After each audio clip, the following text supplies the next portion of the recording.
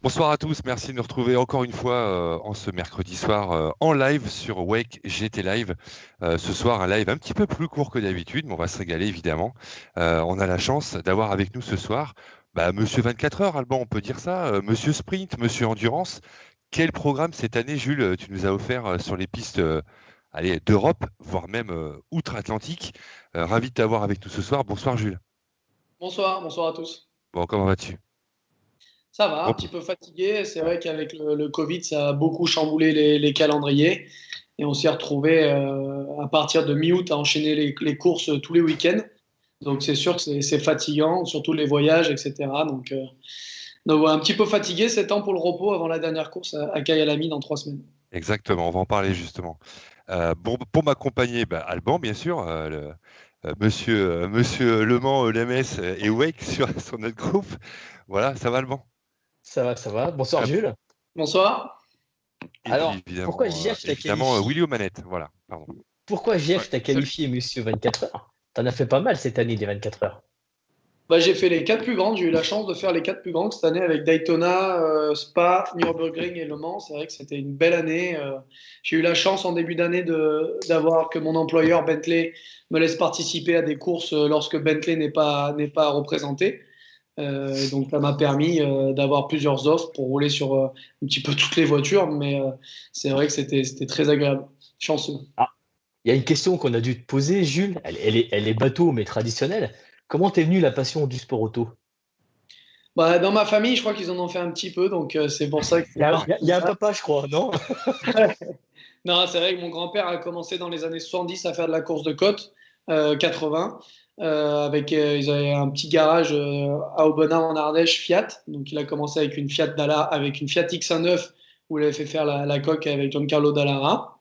Donc à l'époque, puis mon père a fait du karting et monté les échelons de la monoplace, puis accédé à la Formule 1 pour quelques grands prix. Et après est parti dans l'endurance tout en à côté ayant le garage Gounon Automobile à Aubenas. Donc on est voilà, une petite famille entre guillemets d'Ardèche qui avait fait du sport automobile. Et moi j'ai toujours voulu faire du karting. Malheureusement, mon père m'avait toujours dit que c'était impossible, que c'était aujourd'hui devenu des coûts qu'on ne pouvait pas se permettre. Et à force d'insister, à 15 ans, en échange de bons résultats scolaires, c'était le deal pour avoir un karting. Et puis on est parti de là avec mon père qui venait sur les courses avec le Scudo du garage et mon meilleur ami Thomas qui faisait la mécanique. Et puis voilà, on est parti la première année. Il m'a dit, écoute, je t'apprends tout ce que je sais. Si tu as envie d'apprendre et de faire l'éponge, c'est toi qui vois. Et puis on fait la première année pour apprendre. Et puis la deuxième année, elle sera pour gagner. Donc la deuxième année, on est parti à la recherche des sponsors avec les anciens sponsors de mon père. Et ben, ça m'a appris aussi à démarcher, à devenir tout de suite très sociable quand on a 16 ans, d'aller parler à des entrepreneurs pour essayer d'avoir un peu d'argent pour faire une saison. Et puis cette saison-là, elle s'est bien passée. Il m'avait demandé de faire on faisait le championnat de France. Le but, c'était d'être champion de France, sinon on arrêtait le karting. Et il m'avait dit, comme ça, je t'aurais donné ta chance et tu ne pourras pas dire que je t'ai pas donné ta chance. Et cette année-là, je suis champion de France en CNRF, donc au classement national Rotax français. Et je fais deuxième du championnat de France FFSA en national. Et donc, grâce à ça, on a pu trouver des sponsors. Et surtout, j'ai signé un contrat de pilote officiel à l'époque avec Sodicart pour la saison de 2012, où Gilles Damérian, le patron de Sodi, m'aidait beaucoup financièrement, matériellement et aussi grâce à l'aide avec Ludo Racing pour faire le championnat du monde, championnat d'Europe en X30, plus les courses régionales, etc. Puis après, ça s'est bien passé avec un titre, avec la finale du championnat du monde X30 qui a été remporté, deuxième au championnat d'Europe, et puis championnat de France un peu en dedans, on fait troisième, mais c'était quand même des bons résultats. Donc tu l'as eu à l'usure, ton père, ou alors c'est la carotte? Non, j'ai eu à l'usure et puis je m'étais dit, bon, on va vraiment plus rien faire à l'école, comme ça on va trouver la solution miracle. Je savais très bien que je pouvais le faire, mais je m'étais dit que c'était peut-être la solution. Donc j'étais très turbulent à l'époque à l'école et puis voilà, ça a été une bonne solution pour montrer que je peux faire les efforts à l'école. Et hormis ton papa qui est pilote, est-ce qu'il y a un autre pilote qui t'a inspiré? En étant honnête, voilà, moi j'ai toujours été dans les courses avec mon père, donc c'était mon père que j'idolâtrais, pardon, surtout aux 24 heures du Mans. J'ai eu la chance de pouvoir vivre des 24 heures du Mans, notamment en 2005. Je devais avoir 12-13 ans chez Udo Schona quand il roulait sur l'Audi LMP1. C'est vrai que je me rappelle toute ma vie, je m'étais endormi dans l'Algeco avec le bruit des moteurs. En plus, à l'époque, il y avait beaucoup de V10 et les Judd, etc., qui faisaient vraiment un bruit de fou. Et j'avais le sourire aux lèvres et je m'étais dit, un jour, j'aimerais être à la place de mon père qui était en train de s'endormir pour prendre son relais dans la nuit. Et j'avais pas pu dormir de la nuit et c'était vraiment une expérience incroyable. J'ai changé les visières de Ortelli et Montagny et mon père. J'essayais d'être dans le garage, etc.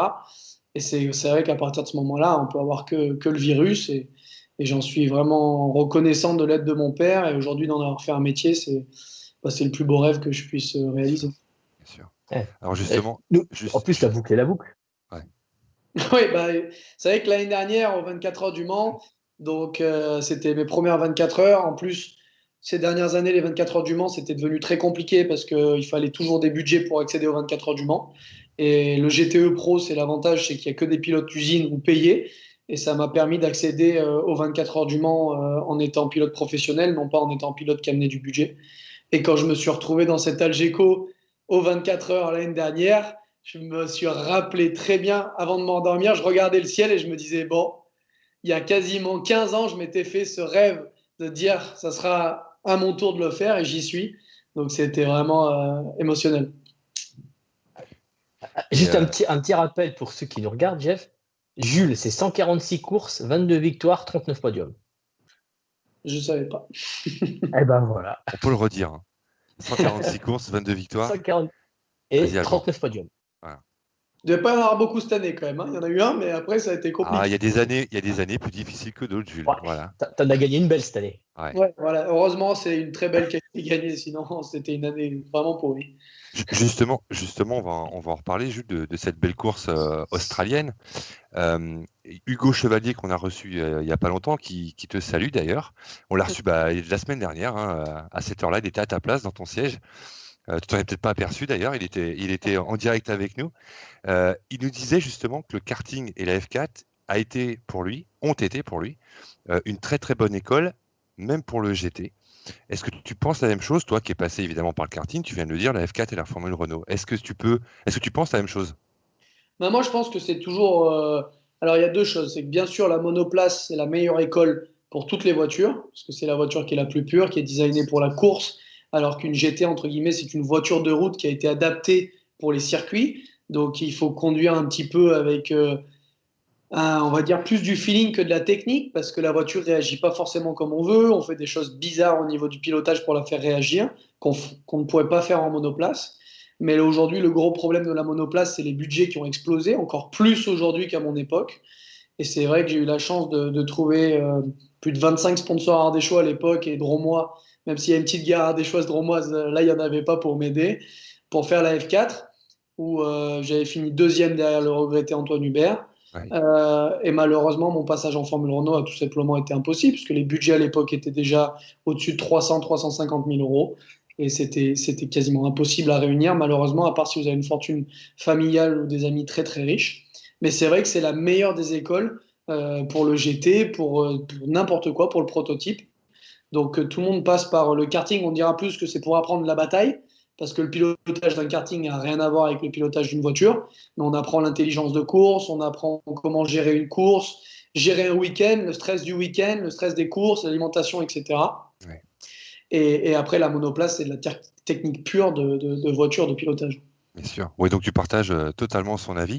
Alors j'en profite après tes précieuses analyses de ces monoplaces. On accueille évidemment Thierry, Mathieu, Julien qui sont sur le chat. Et puis Laurent Mercier d'Endurance Info qui nous regarde et qui nous dit « T'aurais pu te raser, Jules ». Voilà ce que nous dit Laurent. C'est vrai que j'aurais pu me raser, mais honnêtement, là, je suis un peu en laisser-aller. On se rase toutes les courses pour faire propre, entre guillemets. Ouais. Et là, c'est vrai que je vais m'excuser auprès de Laurent. Voilà, tu t'excuseras. Voilà, qui doit se reposer aussi parce que lui aussi a une longue saison. Voilà, sponsor Gillette pour Jules et Mathieu Clavel qui nous regardent et qu'on salue encore. Voilà. Merci pour ces infos, Jules. Alban, on va enchaîner avec une grosse anecdote même, dont tu lui as parlé un petit peu en off. Partager, Jules. Ouais. Comment garer deux Porsche l'un au-dessus de l'autre? Est-ce que tu peux nous expliquer, Jules? Sans rien casser. Je peux faire la leçon, elle coûte très cher. Il faut deux voitures. On pourra essayer, mais il va peut-être en falloir beaucoup. Non, c'était. Il faut être en Espagne aussi, Jules, c'est ça? Excuse-moi de te couper. C'était en Espagne. On peut peut-être essayer. Mais non, c'était un concours de circonstances qui à l'époque m'a coûté quand même très cher parce que, non pas financièrement parlant, mais au niveau du scholarship Porsche, parce que le scholarship Porsche se tenait après Navarra.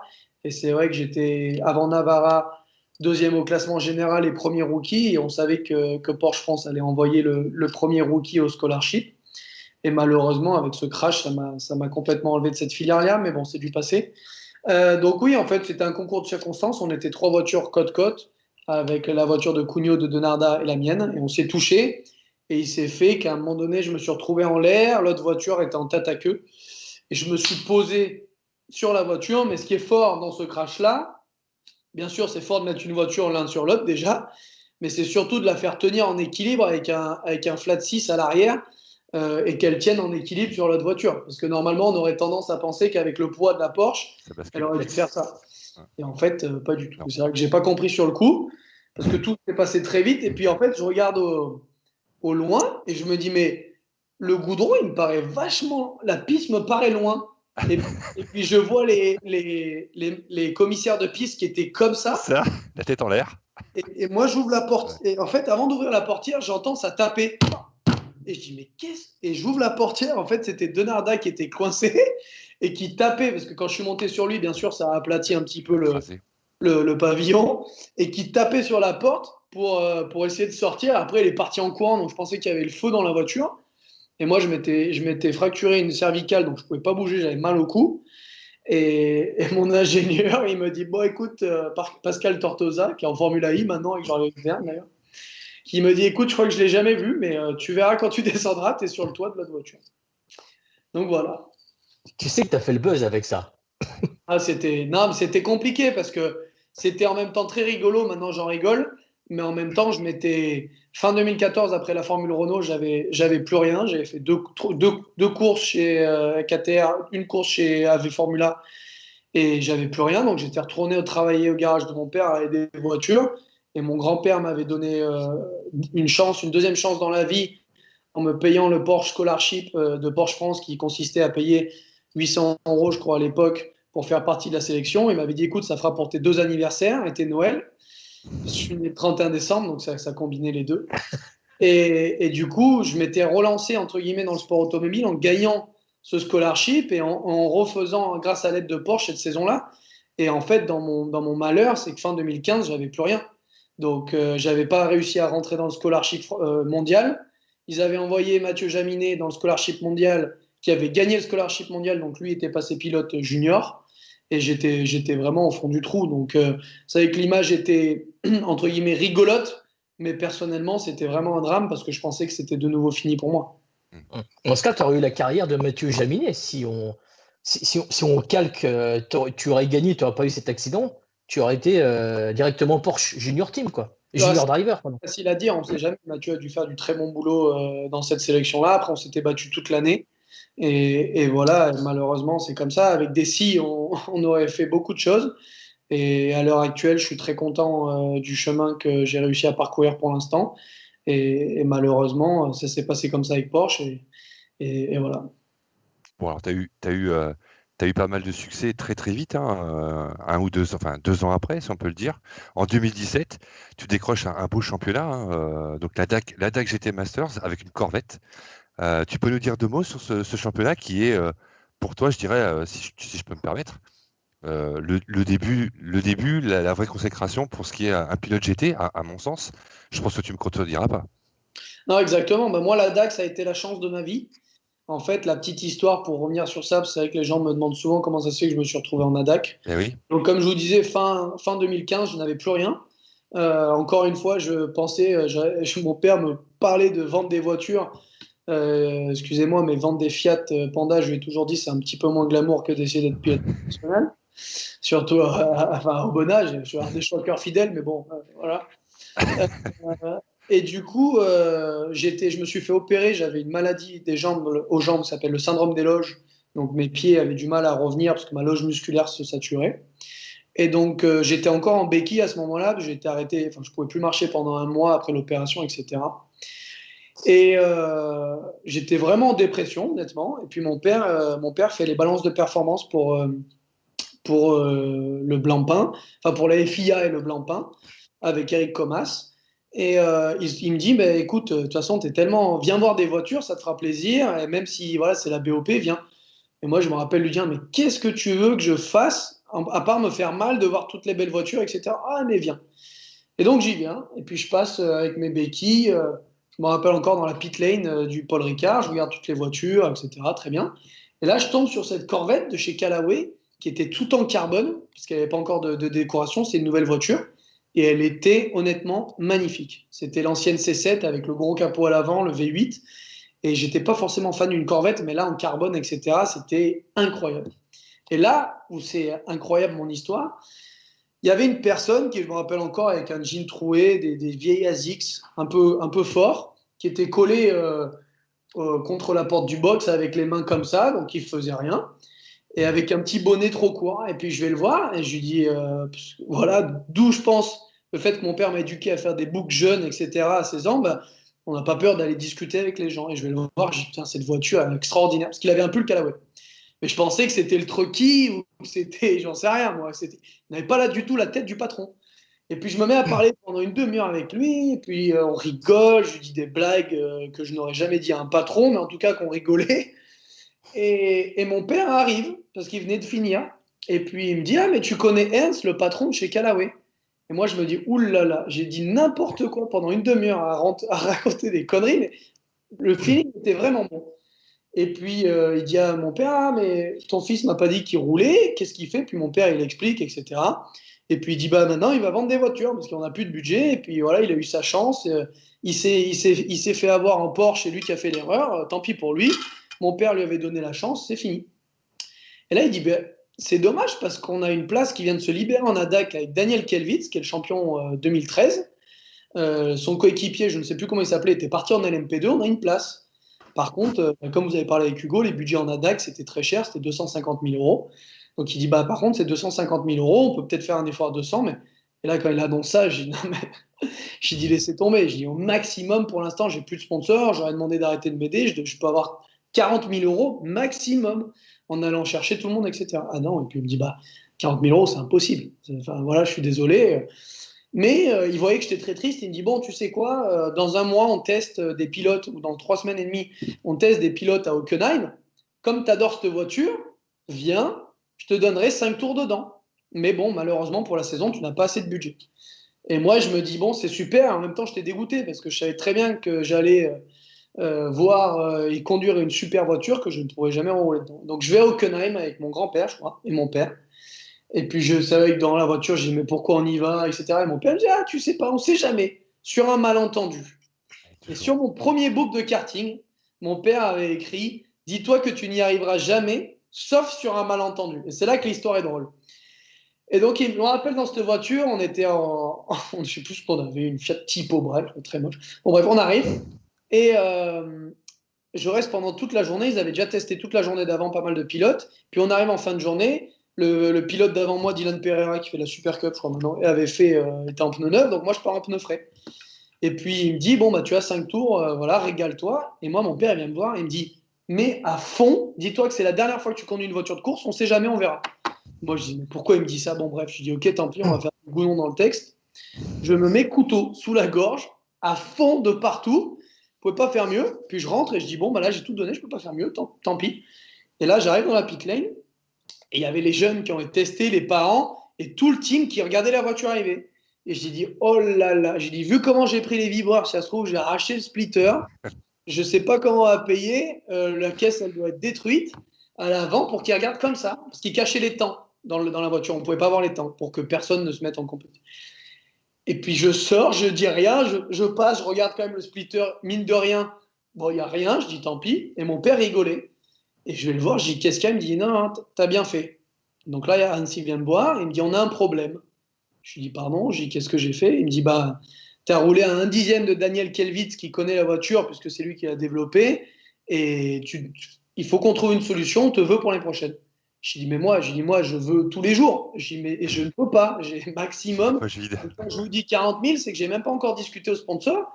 Et puis, fin 2015, mes sponsors avaient dit, on t'aide pour l'année de Porsche. Si ça marche, ça marche. Le but était d'être pris dans le scholarship, sinon on arrête. Puis là, on va au dîner le soir avec tout le monde et avec un Italien qui était assis à table et qui ne disait rien avec des lunettes de soleil, Giovanni Cicchione, et qui écoutait juste mon histoire. Et moi, honnêtement, je pense que j'aurais pu vendre un Fiat Multipla à 100 000 euros ce soir-là. Vous savez, c'était ma dernière chance, je le savais, je le sentais. Et je leur dis, s'il vous plaît, donnez-moi une chance. Une chance. Et puis là, ils parlent en allemand, je ne comprenais pas. Et puis ils me disent, bon, on va faire un deal. Si tu réunis 40 000 euros, on fait les 2 premières courses de la saison avec ce budget-là. Si ça marche bien, on voit. Si ça marche pas, on t'aura donné ta chance. Et moi, je dis bingo. J'avais les larmes aux yeux, je leur serre la main, j'ai dit allez, c'est parti. Je repars trouver les sponsors, etc. On part pour ça, bim, bam, boum. Et je me retrouve à la première course à Oschersleben. Bien sûr, je ne connaissais aucun circuit allemand. Parfait. Enfin, toutes les stars du GT, donc Vanthoor, Mies, Lorenz, il y avait qui d'autre? Il y avait Christopher Haas, Winkelhock, tous les pilotes Audi, Engel, bon, la totale. En plus, tous les Allemands, facile. Voilà, qui connaissent un petit peu les circuits pour les avoir fait depuis qui sont nés ce circuit presque, ouais. Et Oschersleben, ça se passe bien, mais pas. On fait 8e, 8 et 9e. Et honnêtement, j'étais pas au mieux, j'étais en stress, je savais que je jouais ma carrière, c'était pas top. Et puis on arrive au deuxième circuit, je savais que là c'était la dernière fois. Du coup, mon père il me dit écoute, tu la mets au mur, on passe, pas grave, mais il va falloir faire une bonne qualif, Sachsenring. Et je fais 4e temps en qualif. En course, la première partie de course, j'arrive à remonter 2e. Daniel Kelvitz passe l'Audi. Je ne sais plus qui c'est l'Audi, je crois que c'est Vanthoor qui fait 2e. Vanthoor et je sais, bon bref, on oubliera les détails. Et on gagne la course. Et donc là, c'était honnêtement très émotionnel parce qu'il y a 3 mois de ça, c'était fini. Et là, je me retrouve sur le podium au général d'un des plus grands championnats nationaux en GT.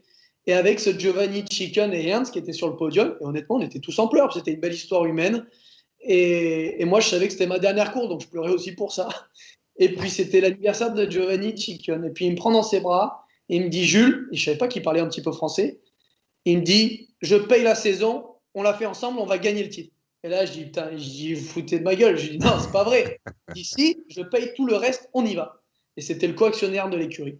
Et c'est parti comme ça. Et la saison, malheureusement, se termine avec un gros crash à Hockenheim, alors qu'on joue le titre, et où je perds la voiture avec le splitter d'Engelhardt qui était tapé devant. Et je me mets un énorme pet. Et je me retrouve à l'hôpital. Je me rappelle encore. J'étais déjà, très déçu qu'on ait perdu le titre, mais je m'étais dit comment je vais faire pour payer la franchise. C'est impossible. J'avais 1000 euros sur mon livret A. Je me dit ça va pas suffire. Ça va jamais marcher. Et j'étais en pleurs. Et la première chose, apparemment, parce que j'étais encore un peu shooté quand ils m'ont vu, c'est que je leur ai dit que je travaillerais à Callaway pour payer la voiture, etc., pour rembourser. Et le temps que je reprenne mes esprits, ils sont revenus me voir le lendemain matin parce que j'avais été anesthésié pour enlever les bouts de carbone, etc., dans ma jambe. Et le lendemain matin, toute l'équipe est venue au pied du lit. Franchement, c'était une histoire mais humaine incroyable. Et le patron et les 2 patrons m'ont dit l'année prochaine, on paye la saison en intégralité et on va aller chercher le titre ensemble et on va aller gagner le titre. Et là, j'ai dit mais franchement, mais vous êtes des anges. J'ai dit ça n'existe pas, les gens comme ça. C'est incroyable, j'en ai encore des frissons. Et comme j'ai fait des bonnes performances en ADAC, Land Motorsport m'avait donné ma chance à Daytona avec l'Audi. On fait 2e à Daytona. Il me donne ma chance pour Sebring. On fait 4e à Sebring. Et puis après, c'est parti en flèche. Audi me donne un contrat à Spa. On gagne les 24 heures de Spa. Incroyable. Après, champion à DAC. Et puis après, voilà, c'était parti, quoi. Donc, voilà. L'affaire Gounon est un bon investissement, alors. Ouais, bon, et surtout, c'est ce malentendu que je revenais tout à l'heure. Et mon père, je me rappelle très bien, quand j'étais sur le podium des 24 heures de Spa, il y avait mon grand-père et mon père qui pleuraient en bas. Et quand je suis descendu du podium, il m'a dit « Est-ce que tu te rappelles le malentendu que je t'ai dit ?» Et il est arrivé il y a 2 ans. Et regarde où c'est maintenant. Ouais. Et il m'a dit « C'est bon, tu n'as plus besoin de moi. » Et depuis, il vient quasiment plus sur les courses d'ailleurs. Donc voilà, c'était vraiment un moment très émotionnel et un peu la partie de mon début de carrière. Ouais. Et ça te manque un petit peu que ton papa te suive pas sur les courses ? Non, moi honnêtement, ce que j'ai eu beaucoup de chance, c'est que je vois beaucoup de pères de pilotes qui sont très présents et qui sont malheureusement contre-productifs, je pense, un peu pour leurs enfants. Et en fait, mon père a toujours été très en retrait avec moi. J'ai des anecdotes où je m'en rappelle encore. À Muret, on fait 2e au championnat de France et je le cherchais quand je fais P2. Je dis, mais il est où ? Je ne le vois pas après la ligne. Et puis je passe la ligne droite de retour et je vois qu'il était déjà en train de rentrer la tente et le scudo. Alors que je venais. Et après le podium, je lui dis, mais t'as même pas vu la course ? Oh, mais non, je te laisse faire. De toute façon, je peux rien y faire. Bravo, super. C'était comme ça et ça a toujours été pour moi, entre guillemets, aussi la façon de faire ses propres erreurs. Parce que quand quelqu'un nous dit, il faut faire attention, enfin, c'est bête, mais un enfant, quand on lui dit attention, ne touche pas, ça brûle, l'enfant, il va toucher parce qu'on veut découvrir. Alors que quand c'est nous-mêmes qui faisons nos propres erreurs, je pense qu'on apprend beaucoup plus vite. Bien Ça sûr. t'enlève la pression déjà. En plus, même si lui, il m'a toujours mis beaucoup de pression pour être prêt le jour où il y aura de la pression. Au championnat du monde en X-Rent à Lyon, donc j'avais gagné les 4 manches qualificatives plus l'après-finale et mon père n'était pas venu du week-end. Et il arrive pour la finale, 15 minutes avant la finale, j'étais en parc fermé et je le vois, je dis, ah super, t'es là. Je dis, ouais, t'as vu l'après-finale et tout. Il me dit, écoute, tout ce que t'as gagné, ça sert à rien. Par contre, si tu gagnes pas, on fera pas d'F4 parce qu'on trouvera pas de sponsor. Donc là, si tu gagnes pas, c'est fini. Et il part. Je dis, mais je m'en rappelle encore, j'étais comme ça. Dans le kart, Thomas, il me dit, qu'est-ce qu'il y a? Je dis, ouais, mon père, il m'a dit ça. Je dis, non, t'inquiète et tout. Et puis, il m'a toujours mis cette pression-là. Et au final, je suis content d'avoir pu apprendre de ça parce que cette année, quand on était en tête des 12 heures de Bathurst, il restait 2 heures. Et Malcolm Wilson, avec le patron de Bentley, il m'attrape tous les deux.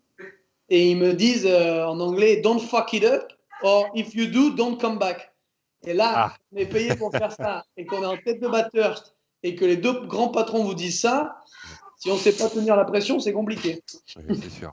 Alors, je t'interromps un petit peu. Il y a Thierry Legris qui insiste fortement pour te dire qu'il est présent sur le live et qui voilà, il dit que tu es le meilleur. Dites à Jules que je l'écoute, donc voilà, il te salue. Et puis il y a Vincent aussi qui a croisé ton papa souvent, et notamment en 89 chez Oreca et au 24 heures de Spa en 94. Voilà. Donc Vincent, notre Belge préféré, qui est du côté de Spa et qui a fait un live avec nous il n'y a pas longtemps. Voilà. Alors tu parlais de patron de Bentley justement à Bathurst. Comment tu as réussi, même si on se doute un petit peu quand même, à devenir pilote Bentley officiel? Alors en fait, donc, comme je vous l'ai dit, après une super année 2017, j'avais plusieurs offres de 3 constructeurs différents. J'avais une offre, bien sûr, mais qui n'était pas très attrayante de Audi, de Mercedes, qui était sur course par course, c'était compliqué, c'était pas forcément top programme.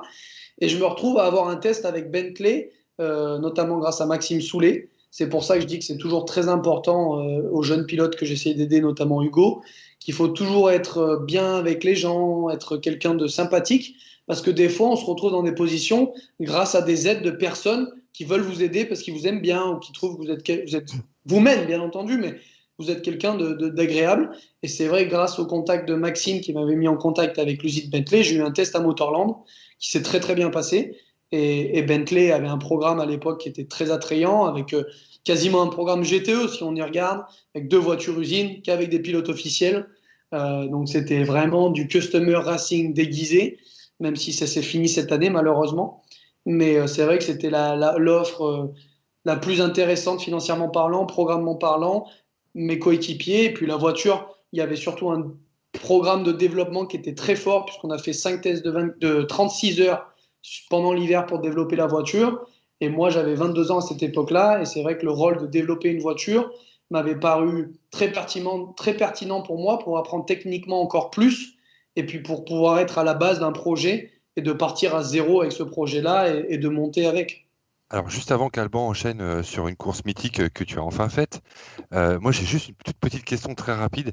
Évidemment, on a demandé à Hugo comment se pilotait cette voiture, les sensations qu'on a au volant, très rapidement, parce que on lit sur les réseaux qu'elle est grosse, qu'elle est large, qu'elle est pataude. Hugo nous a dit l'inverse. On aimerait bien avoir juste ton sentiment. Toi qui conduis donc à droite. Oui, bon, ça c'est Voilà. c'est Un vraiment détail, mais ouais. Un détail non, mais voiture. La génération 1, parce que quand ils m'ont testé sur la génération 1 et la génération 2, étaient vraiment différentes au niveau du concept. Il y avait beaucoup plus de roulis sur la voiture. C'était une voiture qui comptait beaucoup plus sur un moteur qui avait beaucoup plus de puissance. Donc, entre guillemets, honnêtement, elle était moins bien au niveau des freinages, des virages, etc. Mais la nouvelle voiture, quand je suis monté dedans, si on vous cache le logo Bentley et qu'on vous cache les yeux avant de monter dans la voiture, on ne se rend pas compte qu'elle est si grosse que ça. C'est une voiture qui est très très agile. Bien sûr, franchement, c'est une super voiture. Pour gagner batteur, de toute façon, il faut que ce soit une très belle voiture. Et puis chaque année, honnêtement, on a eu notre chance de jouer la victoire à Spa. On a eu pas mal d'embûches et de malchance, mais c'est une voiture qui est très compétitive sur les 3 dernières années du championnat. Exactement. Alban. Ouais. Jules, 2019, tu boucles la boucle avec ton père pour tes premiers 24 heures. Qu'est-ce que tu as ressenti? Je crois que le plus beau moment que j'ai eu aux 24 heures du Mans, bien sûr, c'est quand Giuseppe Rezzi et Jean Guicas m'ont annoncé qu'ils me prenaient dans la voiture avec Oliver Jarvis et Pipo Derani, qui sont deux pilotes très respectés IMSA. et, en IMSA, et Oliver Jarvis qui a fait deuxième moment en LMP1. Bah déjà, je me rappelle avoir pleuré parce que ça a toujours été mon rêve de faire les 24 heures, même si mon plus grand rêve, c'est d'essayer de les gagner un jour. Mais déjà, le premier step, c'était de faire les 24 heures en étant pilote professionnel. C'est toujours compliqué parce que les places sont très chères, sont chères entre guillemets pour les avoir, parce qu'il y a beaucoup de très bons pilotes sur le marché. Et le plus beau moment pour moi, je pense que c'est mon premier relais de nuit, où je me suis retrouvé le premier tour au Mans, comme le circuit est très long et que les voitures sont pas tout le temps collées dans la ligne droite des Hunaudières, où il faisait vraiment très, très sombre. Et je me suis retrouvé en fait avec cette vision entre les pins, parce que c'est vrai qu'il y a beaucoup de pins sur les côtés de la route, sur la deuxième partie des Hunaudières. Et je me rappelle encore avec un petit peu le brouillard des barbecues, etc. Avant, je suis pas très bon dans les noms des virages, Mulsanne, je crois. Et c'était juste magique. Et je me suis dit, mais la chance que j'ai aujourd'hui de me retrouver dans une Ferrari en GTE Pro, d'en avoir fait mon métier, d'être 24 heures du Mans, c'est incroyable. Et je me rappelle avoir pris 1 ou 2 secondes, c'est vrai qu'on n'a pas trop le temps de sortir de ce concentration, mais pour réaliser à quel point c'était incroyable et à quel point j'étais chanceux de pouvoir vivre des moments comme ça de course. Et rien que d'y penser, je me vois encore, j'ai encore ce flash qui était vraiment, c'était magnifique. Donc ça, c'était vraiment...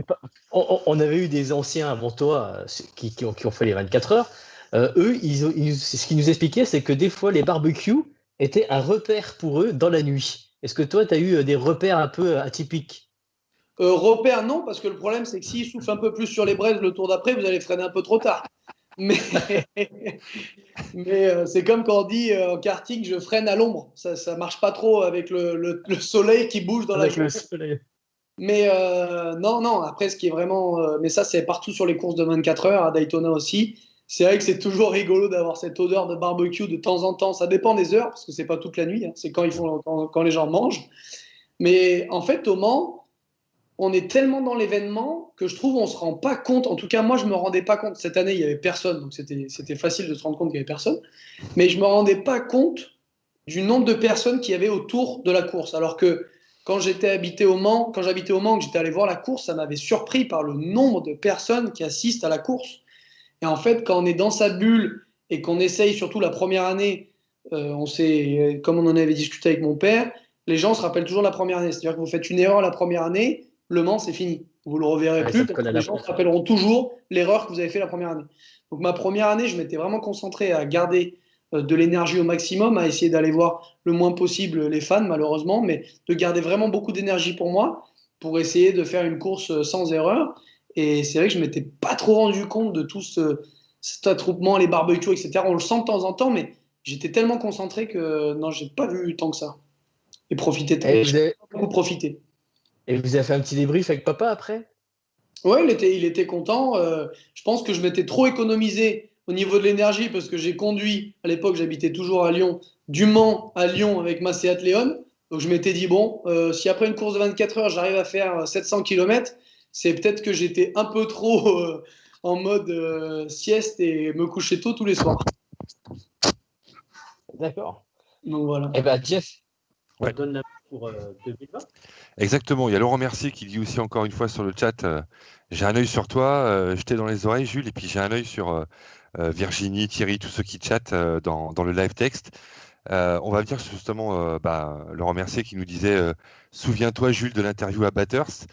Donc Bathurst, une course qui a duré 12 heures, donc c'est quand même déjà très très long on va dire, en Australie en début de saison au mois de février, donc c'était avant le drame, hein. Le drame c'est le Covid. Vous avez pu commencer la saison puis elle s'est arrêtée très vite avant de reprendre au mois de juillet, on va dire ça comme ça, voire un peu avant bien sûr. Donc avec l'équipe M-Sport sur Bentley, tu remportes cette très très belle course où globalement vous avez dominé quasiment toute la course avec un petit souci, un petit pépin en fin de course, mais ça s'est plutôt très très bien passé. Donc tu étais en compagnie de Maxime Soulet aussi également, ton équipage. Vous étiez 3. Donc voilà, commencer par ça cette saison en 2020, c'est plutôt pas mal et tu te dis voilà, c'est plutôt bien parti. Bah, on a eu voilà, Bentley. Et une voiture performante. Oui, voiture très performante. Ouais. Après, on a eu un week-end qui était compliqué. On avait beaucoup de pression dès le début d'année avec donc M-Sport, qui est l'écurie officielle de Bentley, parce que Bentley avait changé de patron, entre guillemets, au niveau du motorsport.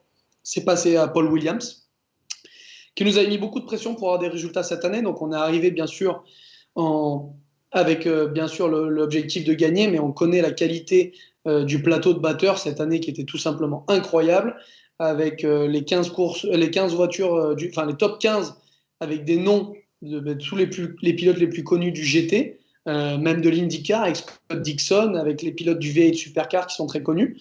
Et on a un week-end qui a vraiment pas été de tout repos, puisqu'on a cassé le moteur dès en FP2. Donc on a eu très peu de roulage. En FP3, on n'a pas pu rouler parce qu'il changeait le moteur.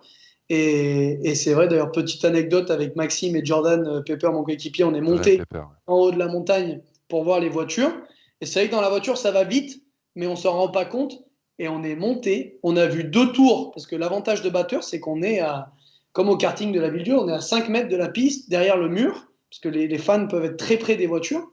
Et moi, j'ai vu 2 tours, j'ai dit, les gars, je descends, ça va beaucoup trop vite, en fait. On ne se rend pas compte des risques qu'on prend. Parce que tout l'enchaînement des gauches en haut, des triples gauches, c'est tout à plus de 200-220 km/h. Ouais. Et c'est vrai que quand on voit une voiture débouler à 220 km/h à 5-10 mètres de vous, ça fait vraiment peur. Donc, c'était un petit peu l'anecdote sympa. Et donc, la course s'est déroulée. Déjà, on a eu très peur le matin quand on est arrivé. Donc, Jordan prenait le départ. Et la particularité de batteur, c'est que la course démarre à 5h40. 5h45. Voilà, 5h45. C'est un peu atypique comme horaire pour partir.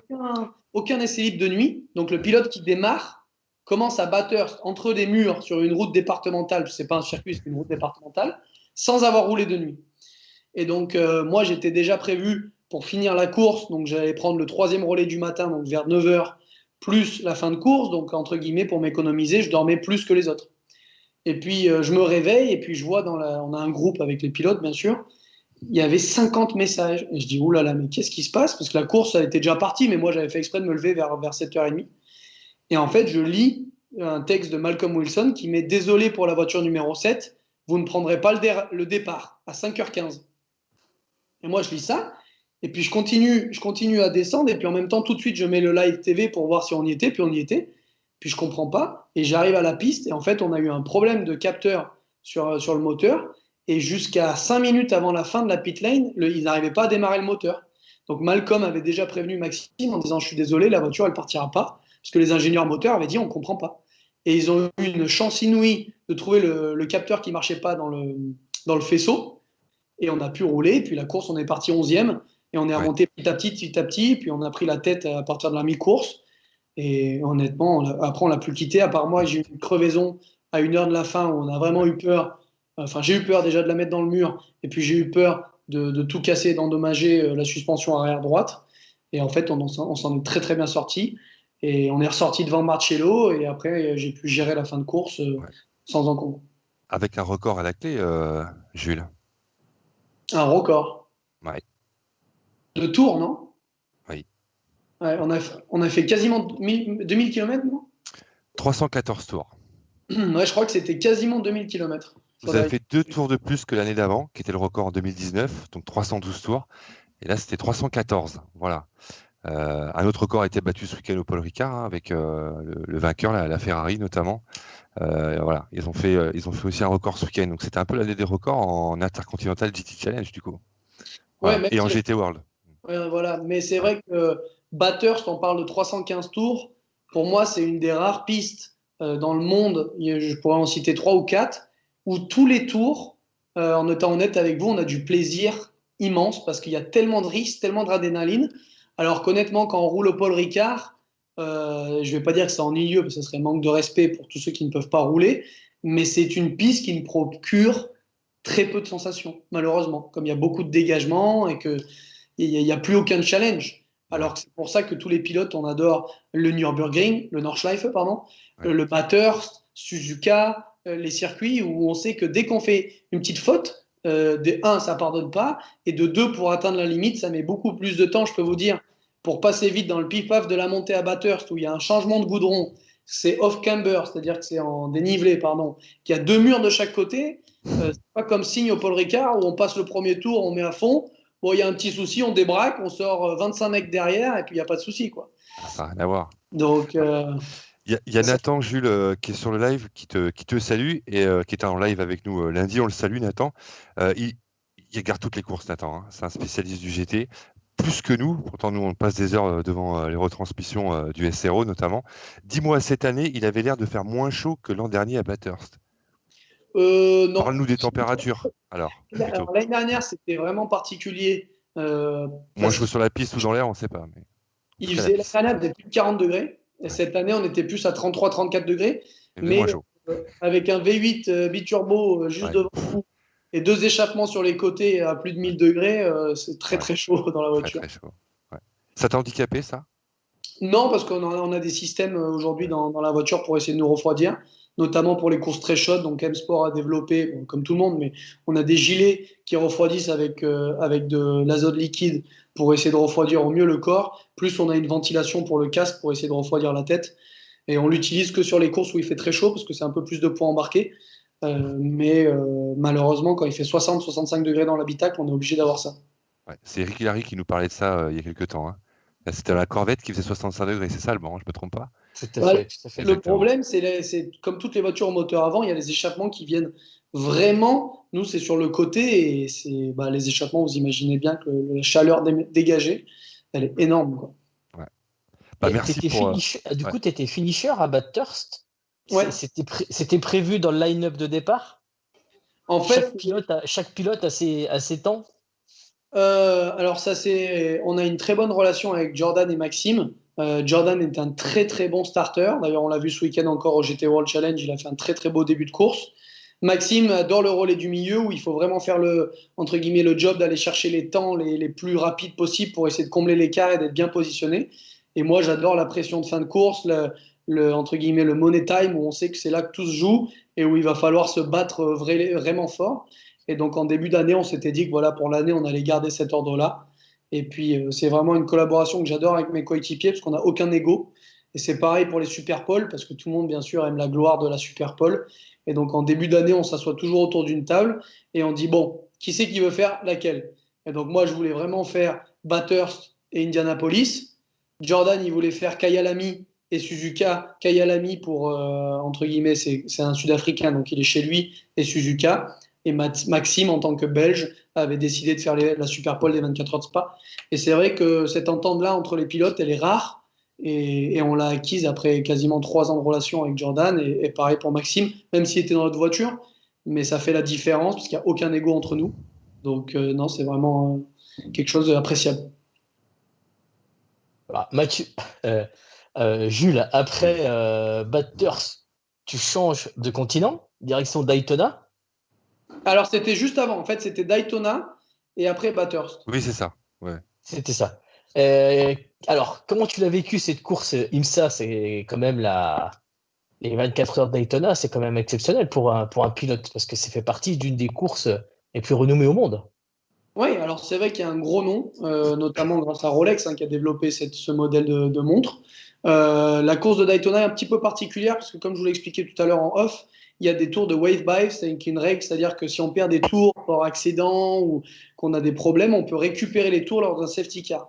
Donc c'est pas vraiment une course comme à Bathurst où c'est de la pure pace, de la pure rapidité, mais c'est aussi savoir gérer la voiture, revenir dans les tours quand il faut, etc. Et ce qui m'avait vraiment marqué, c'était l'Acura, est une petite voiture comparée à la Bentley. Et je me rappelle me retrouver dans la nuit, me retrouver derrière la Porsche de je ne sais plus qui en GTD, et de me dire, en fait, la Porsche, elle est énorme de derrière, quand j'étais derrière. Alors que dans la Bentley, j'ai l'impression que c'est une toute petite voiture, parce que la Bentley est vachement grande et haute. Et du coup, quand je vois la Porsche, bon, bah, ça fait une voiture.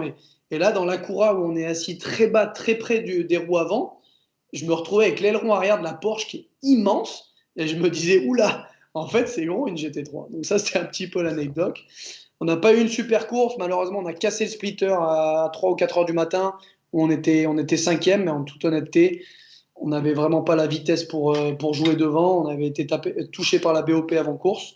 Et ça a été une course très longue, parce qu'honnêtement, rouler quand on n'a pas de vitesse pure, C'est très très long.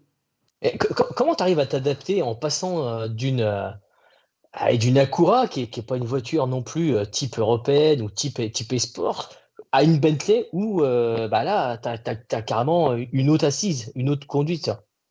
Bah, l'avantage, c'est qu'elles C'est ont. différent, les deux sont différentes. Comment tu peux jongler en disant, tiens, j'ai plus de repères sexy que celle-là, quoi. Alors, moi, je pense que l'avantage que j'ai, c'est que je suis un pilote qui conduit avec aucun repère. Je conduis qu'au feeling. Donc, déjà, premièrement, ça m'aide à sauter de voiture en voiture parce que justement, je ne suis pas habitué à aux repères d'une voiture. Après, je ne vous cache pas que quand on monte dans une voiture comme ça, comme la Cura pour un one-off, ce qui est compliqué, c'est toutes les procédures au niveau du volant, au niveau du moteur, etc. Alors que quand on roule dans une voiture toute l'année, c'est plus facile parce qu'on est habitué à jouer avec les boutons, etc.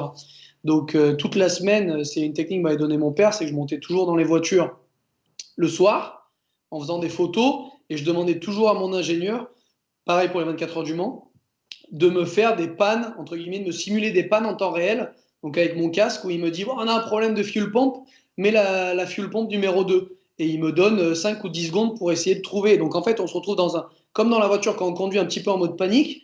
Et le fait de commencer à s'entraîner avec ça, ça permet après pendant la course d'y arriver. Mais c'est vrai que le combo, il y a un combo sympa à faire en janvier pour les pilotes professionnels, c'est les 24 heures de Dubaï. La semaine d'après, c'est les 24 heures de Bathurst. Et la semaine qui suit, c'est les 24 heures de Daytona. Et la semaine qui suit, c'est les 12 heures de Bathurst. Une petite question de Nathan. Est-ce qu'il y a un réglage particulier pour la voiture à Daytona à cause du banking? Alors, il y a un réglage, bien sûr, sur la géométrie des voitures. Ça dépend. C'est surtout pour l'usure du pneu, Oui. Pour ne pas exploser le pneu.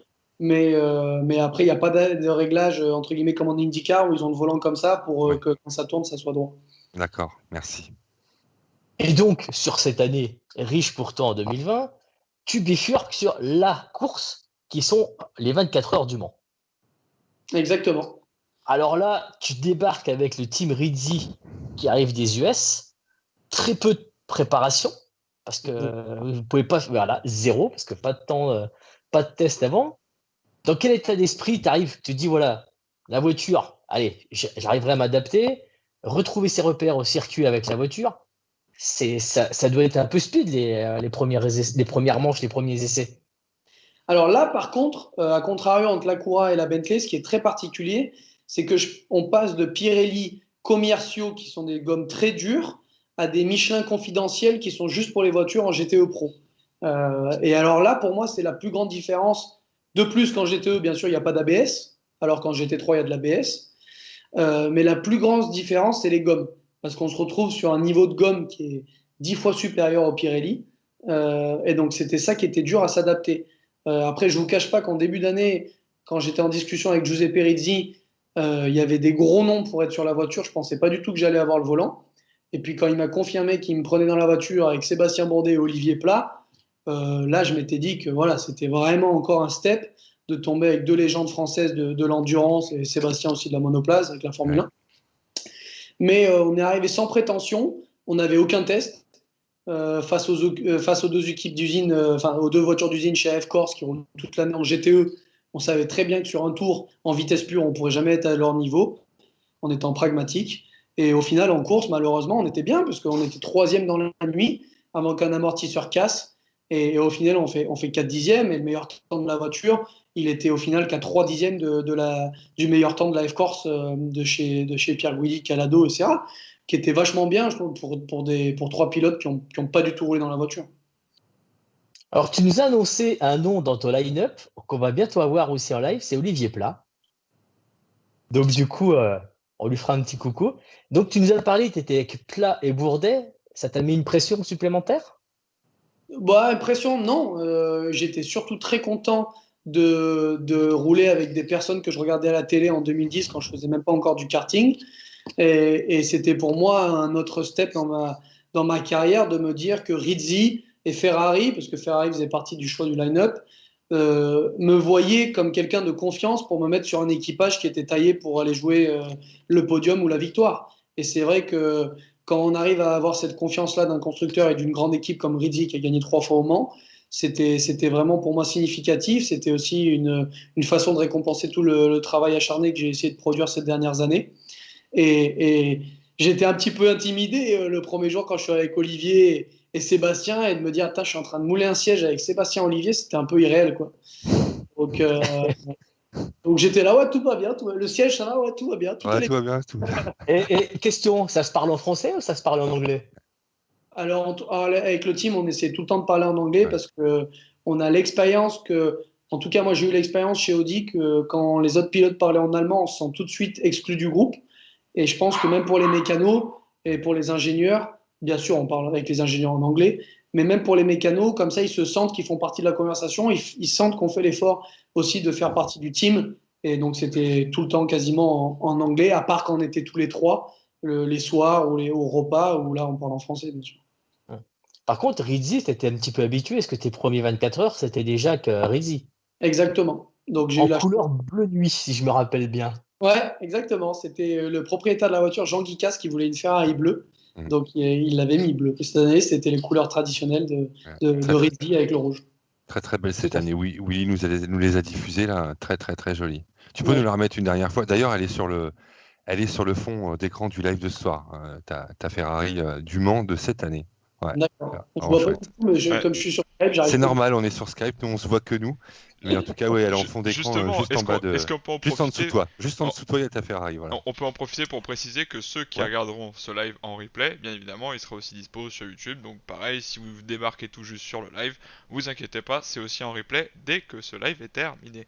Voilà, mais en attendant, je vous remets le live quand même, parce que j'avais laissé la Ferrari un petit moment. C'est bien de le préciser. Jules, pour conclure Le Mans, tu as mieux savouré cette deuxième édition, hormis le manque de spectateurs, ou tu préfères la première que tu as eue l'année d'avant? Honnêtement, cette année, c'était très triste parce qu'il n'y avait pas les fans. Et puis, surtout quand on m'avait annoncé que j'allais rouler avec Sébastien et Olivier, je m'étais dit que la parade des pilotes allait être tout simplement incroyable puisque Sébastien est un enfant du pays. Et puis surtout, on était la seule voiture engagée avec 3 Français à bord. Donc, je pensais que les fans allaient vraiment apprécier cette voiture, ce qui, je pense, aurait été le cas. Et malheureusement, on n'a pas eu de parade, on n'a pas eu de pesée, etc. Mais j'ai quand même beaucoup plus apprécié cette édition puisque je me suis moins économisé. Franchement, la première année, j'avais vraiment une vie de moine et je m'étais dit, je suis pas là pour apprécier, je suis là pour essayer de faire un bon boulot. Et cette année, j'ai vraiment apprécié et même, c'est vrai que c'est bête à dire, mais même de faire le changement, le premier changement, j'étais en 3e, je crois que je suis monté après Sébastien. Le fait que ça soit Sébastien qui m'attache, enfin, pour moi, c'était vraiment irréel de me dire que voilà, je suis arrivé à ce niveau à rouler avec des top pilotes pro que j'ai toujours regardé et de dire ils comptent sur moi pour faire un bon boulot. Et quand un Bourdet ou un Plat vous tape sur l'épaule en disant allez, on y va, c'est toujours quelque chose, pour moi, c'est très émotionnel. Sachant que, comme je vous l'ai dit tout à l'heure, fin 2015, j'étais rendu à vendre des Fiat Panda, quoi. Ouais. Allez, pour clore le chapitre Le Mans, Jules, est-ce qu'on te verra sur le circuit de la Sarthe en 2021? J'en ai aucune idée. Pour l'instant, je ne sais même pas ce que va être ma saison 2021 parce que je suis en fin de contrat chez Bentley. Donc, il y a plusieurs discussions qui sont en cours avec plusieurs constructeurs et équipes. Donc, pour l'instant, honnêtement, j'ai aucune vision sur ma saison 2021. De plus, avec le Covid, toutes les discussions ont été repoussées très tard dans la saison. Avant, on savait fin octobre, début novembre, on savait déjà exactement ce qu'allait être notre programme. Maintenant, pour l'instant, on est le 18 novembre. Il y a très peu de personnes qui sont au courant de ce que va être leur programme en 2021. Très bien. Écoute, je te remercie. Ouais. J'espère. Bon, on espère, c'est clair. Il y a de grandes chances qu'on te voit quand même dans une voiture. Enfin, je vois pas comment. Ça serait difficile de ne pas te voir dans une voiture la saison prochaine. Mais bon, on va suivre ça de près, évidemment, sur notre 24 heures du Mans, mais il ne nous a pas parlé sur 2021. Oui, mais il parlait des discussions, et il y a Hugo aussi qui nous expliquait que malgré tout, le Covid a fait quand même pas mal de mal tout court et de remise en question de beaucoup d'écuries. On le voit, hein, ça bouge beaucoup, Alban, on le voit en wake, on le voit dans plein de disciplines où on a moins de courses en wake, hein, on en aura 6 l'année prochaine. Donc voilà, ça bouge pas mal et je vous fais pas la leçon, vous savez que c'est compliqué et que ça va repousser un peu tout ça. Voilà. Alors, Bathurst, Bentley, Daytona, Acura, Le Mans sur une Ferrari, on en vient au Nürburgring. Sans te cirer les pompes, j'ai pensé à toi parce que tu étais à Zandvoort Et sur les lives du SRO sur YouTube, ils n'ont pas arrêté de répéter que tu allais arriver en hélicoptère, donc tu étais à Zandvoort en sprint, en GT World Challenge. Quand on voyait le temps qu'il faisait au Nürburgring, je me suis dit, mais comment il va faire pour atterrir, pour faire le voyage? Et je profite que tu sois là pour faire la transition avec le Nürburgring. C'était pas un peu chaud dans l'hélicoptère quand même? Ah ben moi déjà qui ai peur en Parce avion. qu'après, je pense que ça a été chaud sur la piste, mais avant, tu t'es tapé un petit coup de chaud en hélicoptère, en théorie. Bon, j'étais pas tout seul, hein, on était Non. les pilotes Audi dans l'hélicoptère, mais j'ai autant transpiré dans l'hélicoptère que dans la voiture. Je pense. Donc, non, honnêtement, le mois de septembre a été très dur physiquement parce que la veille de ce week-end-là, c'était quand même les 24 heures du Mans. Et une course de 24 heures, physiquement, quand on a 3 pilotes, c'est dur. Et là, le week-end d'après, j'enchaîne avec Zandvoort, avec 2 courses. Donc, je roulais le jeudi au Nürburgring les essais libres. Après, on a volé directement pour Zandvoort. On fait les 2 courses à Zandvoort le samedi matin. 2 courses déjà dans la matinée. On prend l'hélicoptère pour arriver à 16h en pleine 24 heures du Nürburgring pour prendre le premier relais à 18h. Donc, c'était un truc de fou. Puis, les conditions au Nürburgring cette année ont été vraiment médiocres. Donc, c'était vraiment très, très compliqué. Ouais. Mais tu as pu faire une bonne nuit, je pense. Ah, j'ai fait une des meilleures nuits. Hein. Quand j'étais juste avant de prendre mon relais, il était 23h15. Dehors, c'était le déluge.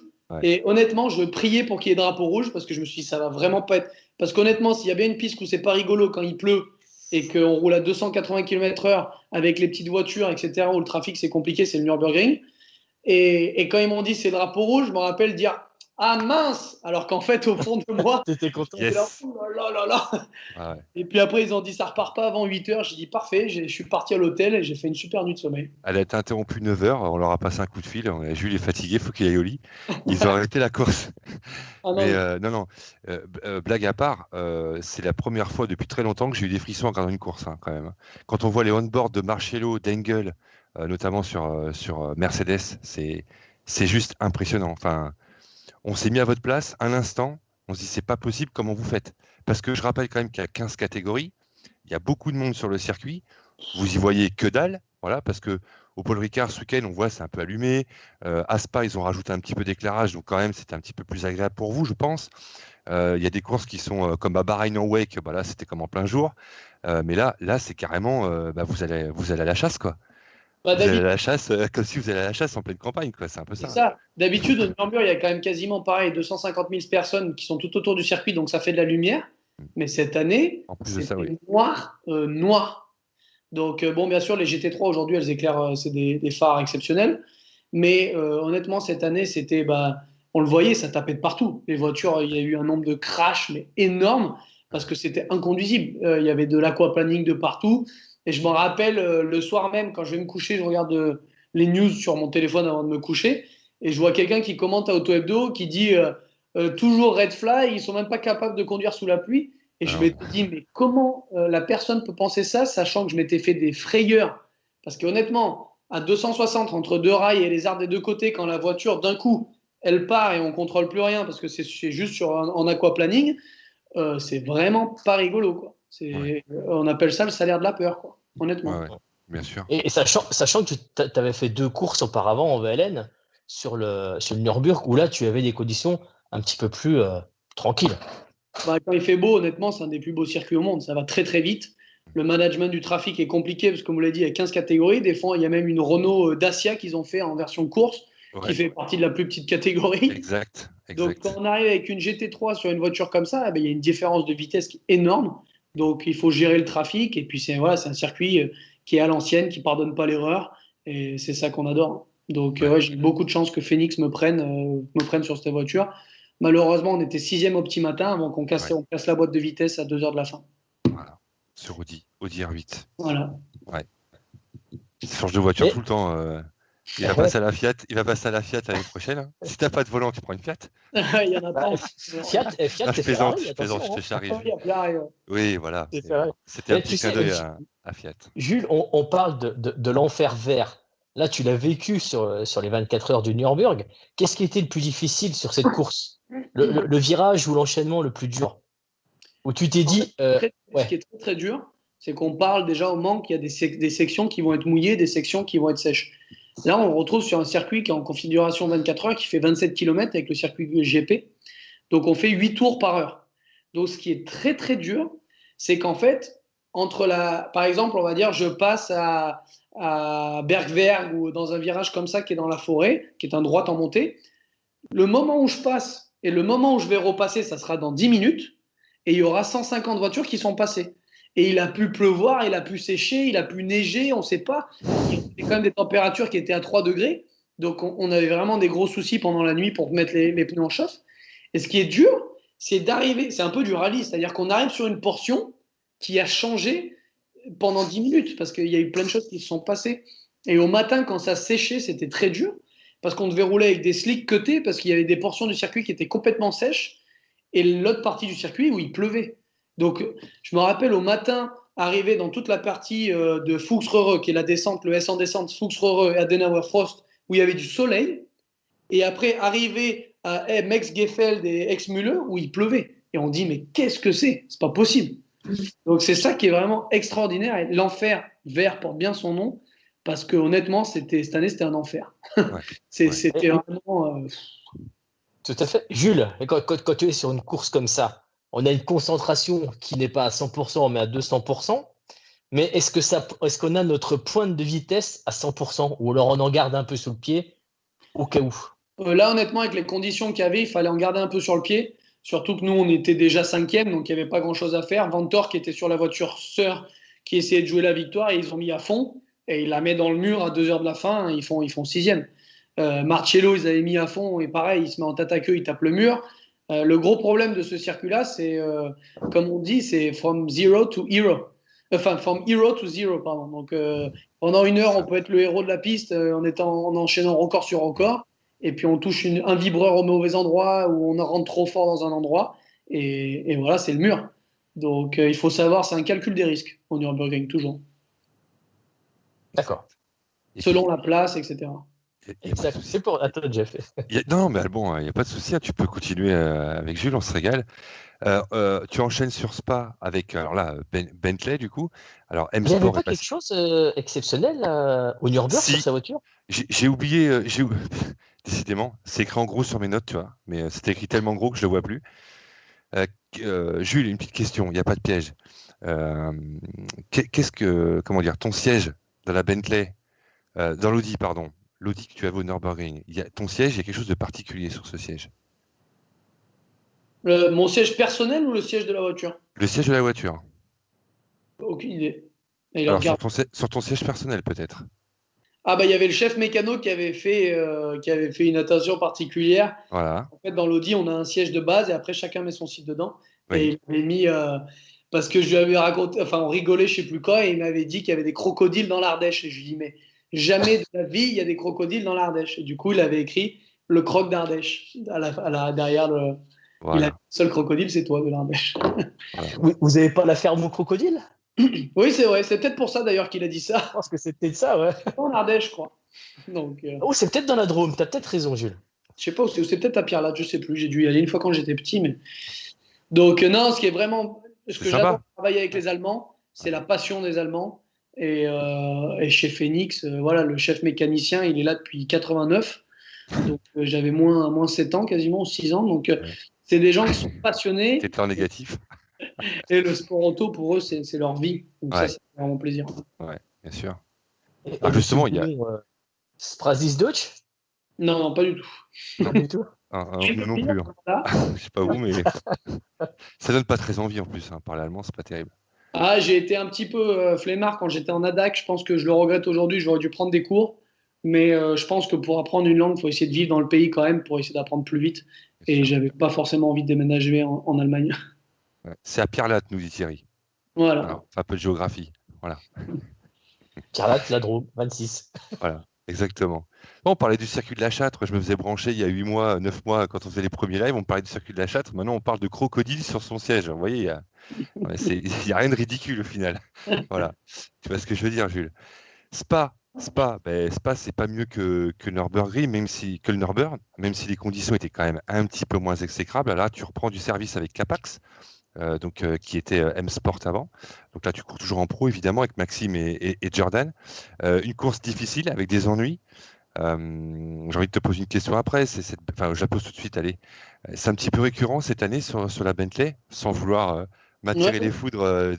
Voilà, c'est la réalité. Et ça, je dirais pas que ça nous saute aux yeux, mais ouais, il faut le dire, il y a quand même eu pas mal de petits pépins techniques. Mais ça arrive à toutes les équipes, hein, d'ailleurs. Mais ça vous a handicapé aussi notamment sur cette course de Spa, avec une très très belle remontée. Vous avez surmonté quand même au classement. Alors après, on peut pas faire de miracle non plus, dans des conditions pas simples. Et avec la belle victoire de Tandy aussi, qui nous a émerveillés sur la fin. Est-ce que ça résume bien un petit peu cette course et est-ce que ces petits problèmes de fiabilité ne sont pas quand même un petit regret pour le team cette année en endurance et à la fois, je dirais, en sprint? En endurance, malheureusement, la saison, elle a été plutôt malchanceuse, je pense que je dirais, avec un manque de fiabilité, puisqu'à Imola, mon coéquipier Battista. Donc en fait, ce qui s'est passé, c'est qu'on avait un client qui était avec nous pour les courses d'endurance, qui était Rodrigo Battista. Et donc moi, j'étais avec Maxime Soulet et Rodrigo Battista. Et pour les grandes courses, Bentley, bien sûr, faisait une voiture officielle qui était placée chez Capax, où il nous mettait avec le line-up officiel, Maxime, Jordan et moi. Hmm. À Spa, on n'a pas eu de problème de fiabilité, à part on a eu un petit problème avec l'embrayage L'embrayage? course, qui nous a coûté 1 minute.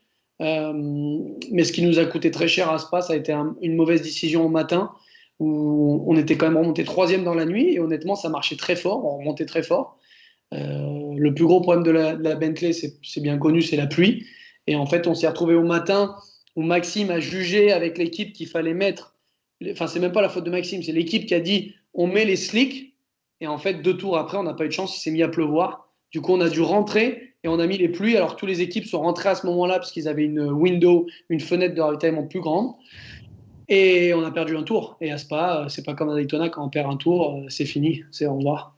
Moi, Donc, il me semblait que vous aviez une pénalité aussi. Je me trompe? après, on a pris un Je me suis drive-through. trompé? Là, Ouais. la course était déjà finie de toute façon. Ouais. Après, Oui, ça n'aurait pas changé grand-chose. on a pris un drive-through pour un Ouais. refueling qui était trop court. Ouais. Et là, ça nous a achevé. Mais je pense que de toute manière, avec les conditions de course qu'il y a eu, enfin les conditions météorologiques en fin de course, on n'aurait pas pu rivaliser avec les Audi. Avec Et les au, trois Audi, d'ailleurs. et au final, c'est les premières 24 heures pour Capax. Ouais. C'est leur première course. C'est une équipe évidemment américaine. C'est pas si mal au final. Alors, Capax, on ne le sait pas. En tout cas, les spécialistes le savent. Si Laurent Mercier nous regarde, peut-être il nous le dira. Il Mais est en fait, parti. Non, je sais pas s'il est encore là, sûrement. Je sais pas. Capax, c'est Flying Lizard, qui est un team qui était très très connu outre-Atlantique, qui a été Porsche officiel pendant de nombreuses années, qui ont gagné Le Mans, etc. Donc c'est une équipe qui a été renommée ces dernières années, mais qui est une équipe qui a beaucoup d'expérience. Et en fait, pour vous donner un ordre d'idée, donc Bentley avait déjà proposé un support cette année avec le retirement d'M-Sport. C'est Capax qui a pris un peu ce rôle d'écurie officielle avec le plus gros support de Bentley. Et l'année dernière, le team manager de Capax, l'ingénieur stratégie de Capax, le chef ingénieur stratégie, plus l'ingénieur performance, avaient été invités par Bentley pour faire la course des 24 heures de Spa avec M-Sport, pour déjà préparer 2020. D'accord. Donc, Ouais. c'était pas vraiment leur première. Oui, c'est pas vraiment leur première. Ok. Voilà. Bon. Super Ça équipe. marche.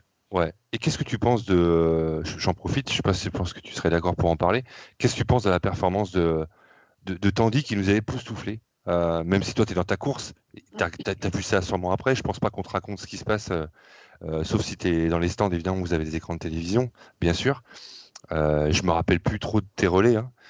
Évidemment, on suit la course tout court, nous, devant notre écran. Qu'est-ce que tu penses de la performance de Tandy sur cette fin de course et de Boccolacci aussi, ton compatriote, qui a aussi mené la course à un moment donné avec Audi. Qu'est-ce que tu penses d'eux? Quelle relation tu as avec eux? Est-ce qu'il y a des échanges? Est-ce que vous en parlez après? Quel est ton regard là-dessus? Après, on est tous compétiteurs. Moi, j'ai fait les 3 dernières heures, donc j'ai pas du tout vu ce qui s'est passé. Mais pour moi, Tandy fait partie du top 5 des meilleurs pilotes de GT au monde, clairement. Et surtout dans des conditions pluvieuses, c'est un des meilleurs, voire le meilleur. Ouais. En plus, avec la Porsche, qui est une des meilleures voitures sous la pluie, il n'y a pas vraiment de meilleur combo.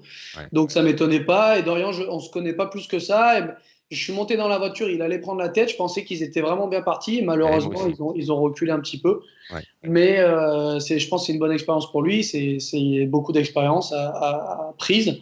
Et félicitations à Tandy qui ont eu quand même beaucoup de chance parce qu'ils ont eu un problème avec la boîte dans les 2 derniers tours. Et honnêtement, quand j'entends, parce que j'ai vu sur Lorenz qui a mis le post, quand j'entends le bruit que ça fait dans la boîte lors du dernier tour, ils ont eu beaucoup de chance de finir. Donc, il y a des jours où c'est comme ça, où la chance est avec nous.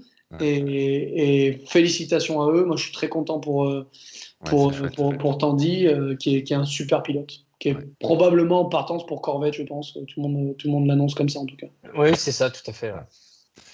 Avec, qu'est-ce que je voulais dire? Oui, Thomas Bastin sur le live qui nous faisait croire que c'était un problème de micro.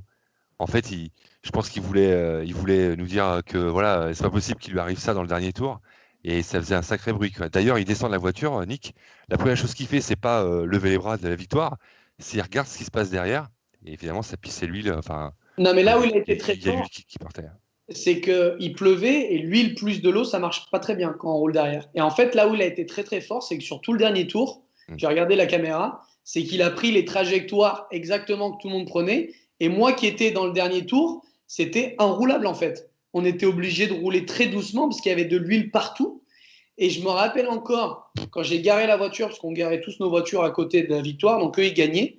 Il y avait, vous savez, quand vous faites tomber de l'huile, ça fait un mélange arc-en-ciel au sol. Tout à fait. Et toute la pit lane de Francorchamps était recouverte de ce mélange qui descendait et qui coulait de dessous la Porsche. Et là, j'ai dit, oh, alors là, ils s'en sont bien sortis.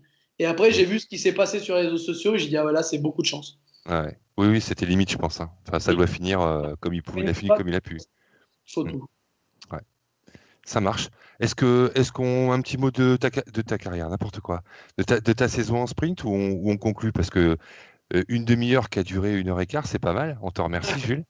C'est que tu vois pas le temps passer, nous non plus. On se régale.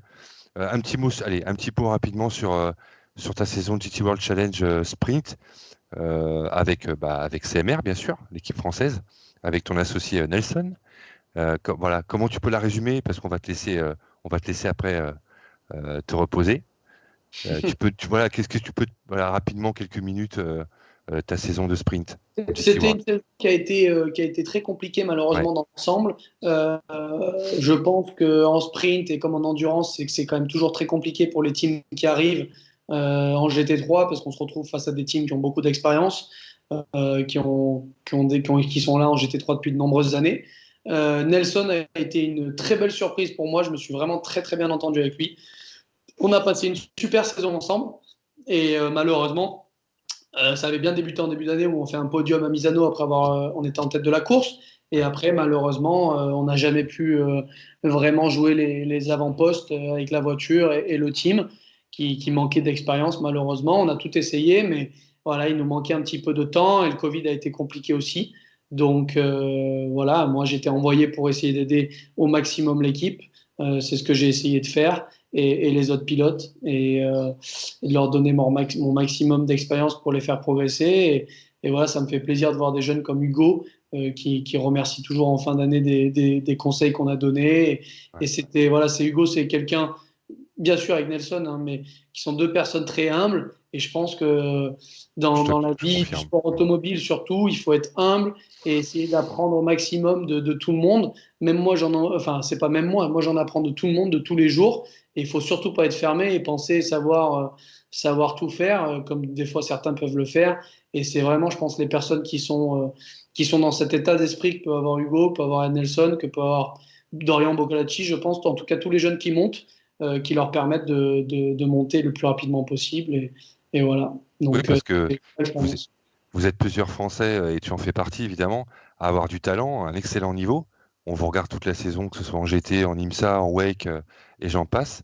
Voilà, il y a même des anciens, comme Manu Collard et d'autres, qui ont encore un sacré coup de volant. Voilà, donc c'est super agréable de voir ces jeunes. Excuse-moi, j'en ai 43, donc je pense que voilà, t'es jeune. Ah, puis t'es jeune, ma foi. Voilà, et c'est bien de vous voir monter, grimper, et vous voir voilà, aux avant-postes quand ça vous arrive et quand vous êtes en tête des courses. C'est vraiment super agréable.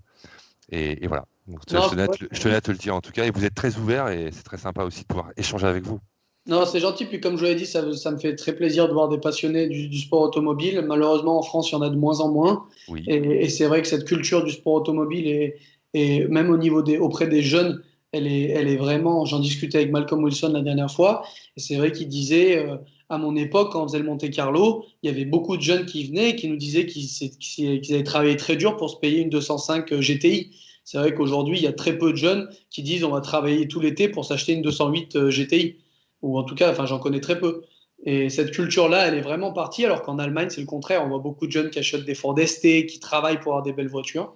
Et pour en revenir sur les jeunes espoirs français, c'est vrai que c'est devenu très compliqué de devenir pilote officiel, même pilote professionnel. Et avec le Covid, j'ai vraiment peur pour les espoirs, même pour les pilotes professionnels et officiels pour 2021, voire 2022. Mais c'est vrai que cette année, tous les contrats des équipes, des customers, des jeunes pilotes qui payent, etc., pour jouer, pour rouler avec nous, étaient déjà signés quand le Covid est arrivé, puisque le Covid est arrivé quasiment en février en Europe. Tout était signé. Et là, pour 2021, j'ai vraiment peur. J'espère que ça va aller. Mais à l'heure actuelle, c'est vraiment. Ça fait peur pour tout le monde, malheureusement. Ouais. Il y a Hugo qui est sur le live, il te fait coucou. Il est là. Il te regarde. Moi, Jules, j'ai une question, parce que tes talents sont reconnus en endurance. Si je te pose une question de faire ton line-up avec 2 pilotes, tu prends qui? En endurance? Ouais. Que ce soit mix, en IMSA, en Wake avec Le Mans et en GT World Challenge. Tu prends qui comme équipier? Tu peux aussi prendre des vieilles gloires. Si on te donne le choix de prendre personne qui est en forme en ce moment, ou alors juste qui était au top de son apogée à un moment donné. Ce que tu peux mixer les deux. Je résume, tu dois partir à la guerre pour 24 heures, tu prends qui? Voilà. Je vais dire, alors, je te dis comme ça. Voilà. Je suis très content avec Maxime et Jordan. Après, d'un point de vue, on va dire rêve, je pense que déjà j'aimerais bien rouler avec Nick Tandy, qui est vraiment un pilote très fort. Et après, trouver un troisième, c'est compliqué. Il y en a tellement un nombre incalculable de très bons pilotes. C'est vraiment dur. Il faudrait, laissez-moi réfléchir. Il y a Maxime Martin qui est très fort aussi, mais qui est comme Maxime Soulet, 2 Belges très forts. Il y a Pierre Guidi qui est très fort. Il y a Marcello qui est fort. Il y a Van der Linde qui est fort. Il y a Vantor. Il y a Kevines qui est très fort. Abril, Engel. Il y a Jimmy Bruni qui est très fort. Engel qui est très fort. Là, ils sont. C'est compliqué. Moi, je dirais, Engel, c'est pas mal aussi parce qu'il parle très bien français et c'est surtout un team player. Et c'est vrai que je pense que pour avoir un bon équipage, il faut avoir 3 personnes qui s'entendent bien. Et c'est important. Mais non, déjà, je suis très content des équipages que j'avais cette année. C'était déjà des équipages de rêve avec Seb Bourdet, Olivier Plat et même Jordan, qui est moins connu, et Maxime. Mais les deux, je peux vous dire qu'ils sont à un très très haut niveau. On nous voit un peu moins parce que, comme vous l'avez dit, des fois la voiture a quelques problèmes. Mais je peux vous dire que vous mettez un Maxime ou un Jordan dans une Porsche, ça ira très très vite. Donc non, il y a des équipages, des très bons pilotes, malheureusement, il y en a beaucoup sur le marché. Donc c'est compliqué de faire une seule voiture. Et en vieille gloire, un certain Jean-Marc G, non? Il était un peu fou quand même. Quand je vois les courses, il était souvent la voiture. Donc je sais pas si j'aurais aimé l'avoir pour une course de 24 heures. Donc, pour une course sprint, je pense. Après, les courses 24 heures, j'ai vu quand même 2-3 trucs. Il avait l'air un peu fou. Mais tu t'en as inspiré peut-être? Non, moi je suis quand même plus calme que lui. Et c'est vrai qu'il le reconnaît souvent. Et j'essaie de calculer un peu plus que lui. D'accord. Et si je te pose encore une petite question, t'es plus pluie ou sec, toi? Moi, j'aime bien les deux. Malheureusement, ça fait 4 ans que je suis dans la Bentley. Et la Bentley sous la pluie, c'est vraiment très compliqué. Donc la pluie est devenue un petit peu un élément que j'ai pas envie de voir. Mais quand j'étais dans une Audi ou dans une Mercedes, c'est vrai que la pluie, c'est quand même sympa. Parce que c'est vraiment un pilotage au feeling, encore une fois, pas du tout de référence. Donc, je me rappelle quand j'étais plus jeune, mon père, un après-midi à la Villedieu, il pleuvait et il m'avait laissé toute l'après-midi. Enfin, je ne savais pas qu'il me laissait l'après-midi, mais il m'a laissé le fût de 50 litres. C'était en pneus slick, parce qu'on n'avait pas des pneus pluie autorisés à l'époque en national. On n'avait pas de manomètre. Donc, je me rappelle, il avait fait les pressions en secondes. C'était quand même, quand j'y pense, il avait mis le compresseur. Il avait dit, je mets 6 secondes par roue. Donc, il comptait 1, 2, 3 pour gonfler les pneus. Enfin, on était des amateurs total. Tu étais monté à 2-3 kilos là. On était à 3 kilos sous la pluie en slick. Il fallait que ça soit au minimum à 3 kilos. Et je me rappelle être parti. Et puis je me sors, je n'arrivais pas à sortir le kart. Et puis je me retourne et je lui faisais signe pour qu'il vienne. Enfin, je le cherchais pour qu'il vienne m'aider. Et je le vois plus. Je dis, mais où est-ce qu'il est? Je sors le kart, je rentre au stand, personne. Et j'avais mon téléphone, mon sac et tout. Je l'appelle, j'étais où? Je dis, tu te démerdes, tu roules toute l'après-midi, allez 50 litres. Je suis retourné travailler au garage et je reviens te voir ce soir. Et je me rappelle m'être fait un après-midi où j'en avais marre parce que je me mettais dehors, je commençais le karting. Et quand on sort le karting une fois, deux fois, trois fois, quatre fois, des fins fonds du bac à gravier, après, ça vous apprend à sentir un petit peu sous la pluie à quel moment il faut attaquer, etc. Et cette journée-là, elle m'avait vraiment bien aidé. Donc, c'était une bonne expérience. Vu que tu es pilote 24, Jules, il y a une préparation sportive un petit peu plus poussée par rapport à une course sprint? Ouais, bien sûr. Surtout au niveau nutritionnel. Stéphane Ortelli m'avait toujours donné le conseil de manger des myrtilles avant les 24 heures pour améliorer la vision. Donc, c'est souvent ce que je fais avant une course 24 heures. Pendant une semaine, j'essaie de manger des myrtilles tous les soirs pour essayer de me préparer. Avant mes premières courses de 24 heures, quand j'étais encore un petit peu stressé, que je voulais tout faire bien, avant ma première course de 24 heures, je m'étais mis pendant la semaine, les 2 semaines avant, je m'étais mis des alarmes pendant la nuit, où je me réveillais pendant la nuit, j'essayais de faire un peu de sport et après de me rendormir pour habituer mon corps. Mais aujourd'hui, avec l'expérience, ça, je ne le fais plus. Et c'est plus une préparation des sports d'endurance, avec du vélo, avec des sports d'endurance où on peut faire un battement, on va dire, au cœur de 150 pulsations minutes sur plusieurs heures, qui permettent de s'entraîner. Et puis après, honnêtement, une course de 24 heures, ça peut être très physique si on la gère mal pendant les 24 heures. Moi, souvent, les pilotes, je leur dis toujours, mais aux jeunes que j'aide en course, ne restez pas dans les stands. Parce que dans les stands, il y a toujours, on ne sait pas ce qui se passe, donc il y a toujours de l'agitation, les pit stops, ça prend de l'énergie. Donc on a toujours des algécos, entre guillemets, dans les équipes professionnelles, des chambres pour les pilotes. Donc moi, souvent, ma première année aux 24 heures du Mans, j'ai fait la cérémonie de départ et après je suis allé faire une sieste de 2 heures. Et pour essayer de prendre de l'avance sur la nuit où on va dormir beaucoup moins. Donc c'est vraiment une question de gérer, je sors de la voiture, tout de suite je me fais masser, je prends une douche, je mange, je me lave les dents, ça rafraîchit, je vais dormir, je me réveille 1 heure avant, je m'échauffe, je monte dans la voiture, je sors de la voiture, je prends une douche, je me fais masser, je mange, je dors. Et c'est vraiment une routine pour essayer que le corps... voilà. Ouais. Ouais. Donc, il faut être... Allez, moi, ce sera pour ma partie endurance, une de mes dernières questions. Tu préfères quoi? Rouler de nuit ou de jour sur une grosse course d'endurance? Moi, je préfère de nuit, surtout en GT3, parce que le trafic est plus simple. Parce que de jour, entre guillemets, souvent le problème qu'on a, c'est que les pilotes silver, les jeunes veulent toujours se montrer. Donc, quand ils voient une voiture pro, ou en tout cas une voiture qui revient, ils vont essayer de se battre. Alors que de nuit, quand on roule et qu'on revient sur une voiture, déjà la personne qui conduit sur la voiture voit que ça revient très vite et il ne peut pas voir qui c'est. Donc, souvent, quand on flash, c'est plus facile de doubler, ou en tout cas, il sait qu'on est déjà là. Donc, le trafic, surtout à Spa, est plus facile la nuit. Et puis, l'ambiance de la nuit, enfin, pour moi, le plus beau relais, j'ai pas eu souvent, si j'ai eu de temps en temps, c'est le relais du petit matin où il y a le lever du soleil. Ouais. Ça, c'est vraiment un moment. Vous en parlez tous de ça. Vous en parlez tous de celle-là. Ouais. On vient de passer la nuit, on sait que le plus dur est passé et qu'il reste encore quand même 7 ou 8 heures. Et la voiture a déjà roulé, donc on sent qu'il y a du jeu dans les roulements, il y a eu des touchettes, il y a des odeurs, il y a moins de voitures, les commissaires sont fatigués, donc les drapeaux sont moins bien agités. Il y a toute une ambiance qui est très particulière entre 7h et 9h, entre 7h et 8h, qui est vraiment magnifique. D'accord, ok. Allez, moi pour conclure, ma dernière question, que fera Monsieur Jules Gounon en 2021? Ah bah j'en ai, comme je vous l'ai dit, j'ai aucune idée. J'ai plusieurs propositions. On peut te poser la question autrement. On peut te poser la question, si tu as répondu tout à l'heure, qu'est-ce que tu aimerais? Oui, qu'est-ce que tu souhaites? Puisque tu sais pas, tu me l'as dit tout à l'heure, parce que pour les raisons que tu as évoquées, plutôt qu'est-ce que tu aimerais? Bah, j'aimerais bien refaire Le Mans, bien sûr. Ça, c'est une course que j'aimerais faire pour la 3e fois d'affilée. Je suis proche d'un accord pour Daytona, donc ça serait une super nouvelle. Et après, j'aimerais bien sûr refaire une Bathurst. On ne pourra pas le faire parce que la course a été annulée en intercontinental.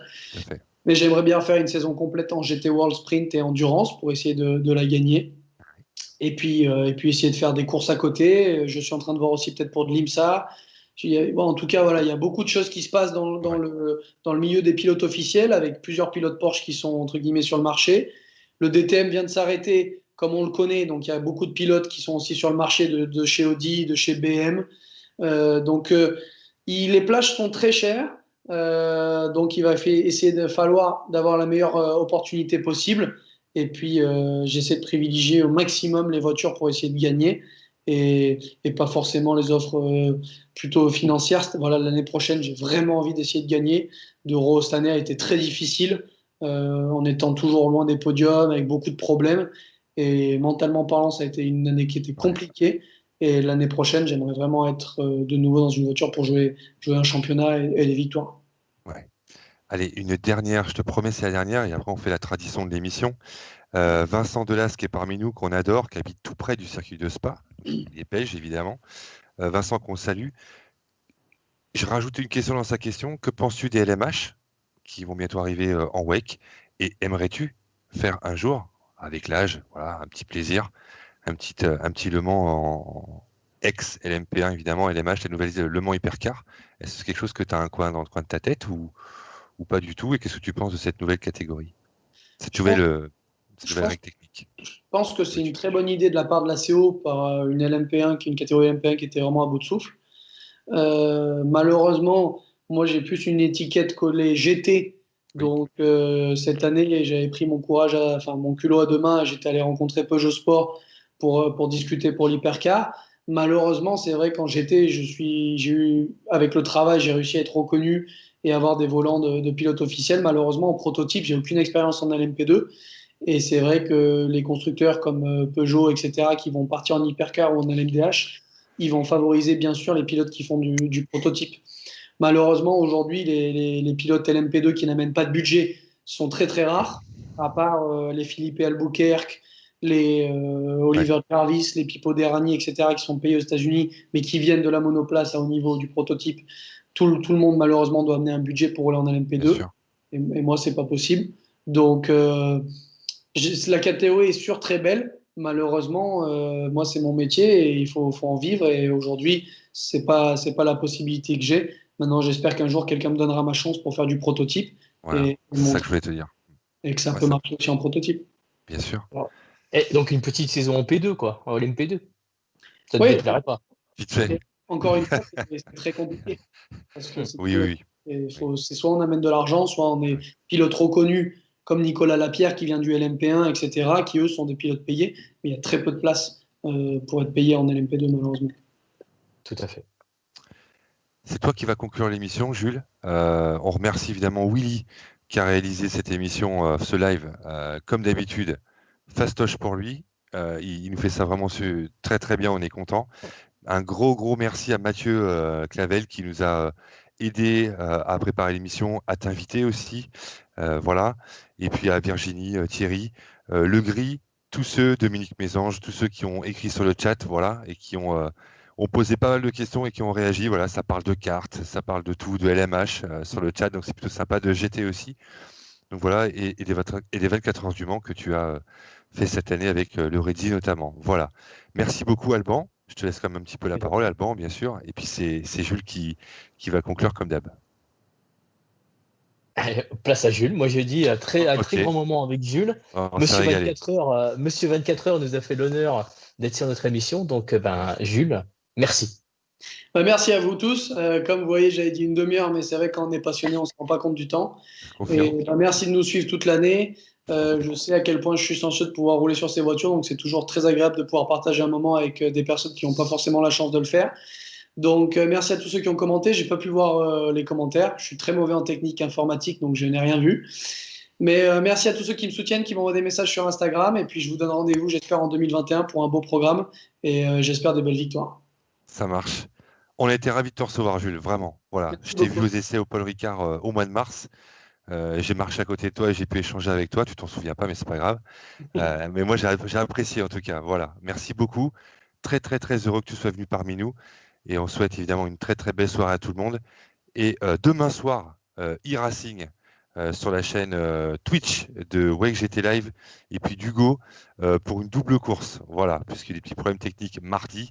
Double course demain. Voilà, c'était pour demain au programme de l'e-racing avant de s'occuper du GT4 France ce week-end. Voilà. Ouais, je reprécise, donc Grand Turismo Sport, parce que e-racing, il faut faire attention à pas. Voilà. Oui, pardon. Oui, non, c'est e-racing, ouais, voilà. Mais j'ai joué avec la PlayStation 1 quand j'étais jeune. Donc, attention, Jules, il a fait des courses IMSA en e-sport. Ouais, mais je suis très mauvais. Et par contre, mon meilleur ami Thomas est très fort. Et il a été recruté par l'équipe de Romain Grosjean. Et là, il va m'engueuler parce que ce week-end, ce soir, il y avait une course du VCO Championship sur iRacing, qui est un championnat connu. Et je ne sais pas ce qu'il a fait, mais il était très rapide. Donc, j'espère qu'il a bien réussi. Et ça vous donne un ordre d'idée. Moi, je me fais pulvériser à chaque fois qu'on est sur le simulateur. Alors que de l'autre côté, j'en fais tous les week-ends. Mais bon, le simulateur et la course auto, c'est deux choses complètement différentes. Donc voilà. C'est le feeling qui manque après. Exactement. Moi qui conduis au feeling, je suis vraiment nul sur le simulateur. Mais un barbecue, allume un barbecue à côté de toi. Et oublie pas de mettre la merguez dessus. Merci beaucoup, Jules, en tout cas. Et Racing demain, GT, voilà, sur nos chaînes Twitch. Et puis ce week-end, FFSA GT4 pour la finale. Voilà, et puis des prochains lives qui arrivent, surtout le 25. On vous donnera le nom, en tout cas. Merci beaucoup, Jules. Merci, Mathieu. Merci, Alban. Merci, Willy. Merci à tous. Bonne soirée, bonne nuit. À très, très bientôt, Jules. Et force à toi. Voilà. Au revoir. Salut, mon grand.